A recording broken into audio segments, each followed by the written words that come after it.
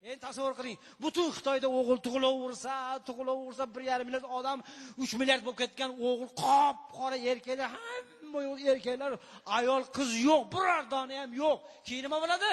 Keyin O'zbekistonga qarab sekin kelaveradi.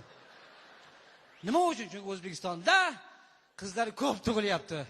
O'zbekistonning 47% aholisini erkaklar tashkil qilar ekan, u 53% aholisini xotin qizlar ekan. Qarang, keladi gumbur qasr to'y, ha? Nima bo'lyapti? To'y bo'lyapti. Qanaqa to'y? Palonchi qizini chiqaryapti. Voy, qayoqqa chiqaribdi ekan? Xitoyga. Ana o'zimizni Xitoy qishloqqami? Qanaqa Xitoy qishloq? Xuddi Xitoyni Shanxay degan joyga chiqaryapti.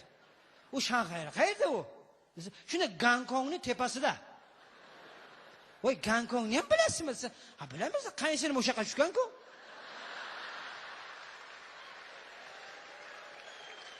O'sha tortib ketyapti-da bitta qizlar hammasini. Biznesda bu ham biznes. Hozir millioner bo'lib ketgan, borsangiz hayron qolasiz. 4 qavatli imorat bilan Mercedes-Benz'ni 600 likdan 4 tasini qo'yib qo'ygan hozir. Hamma qizlar o'sha yoqqa ketyapti. Ana to'y, ana tomosha ketdi. San'atkorlar samolyotga uchib ketgan. Ayollarchi to'ydan 4 oldin avtobusga o'tirib jo'nab olishgan. 4 ta avtobus 4 oldin ketgan.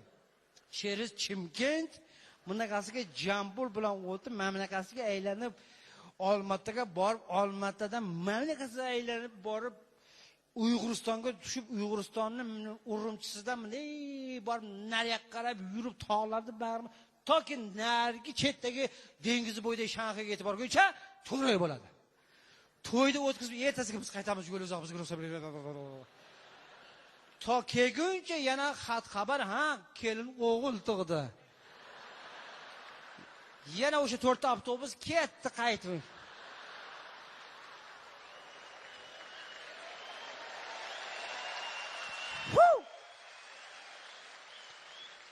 O'g'li 5 to'yisini o'tkazib olib, rosa qaytib kelib shu Olmataga kelib telefon, ha, qaytinglar, sunnat to'y qilyapmiz. Yana qaytdi orqaga. Ayollar, shu paytgacha dunyoni ko'rmadim, bir ko'rib olay. Rosa ko'rdim, enamni ham ko'rdim, dunyoni ham ko'rdim. Ketyapti. Rahmat.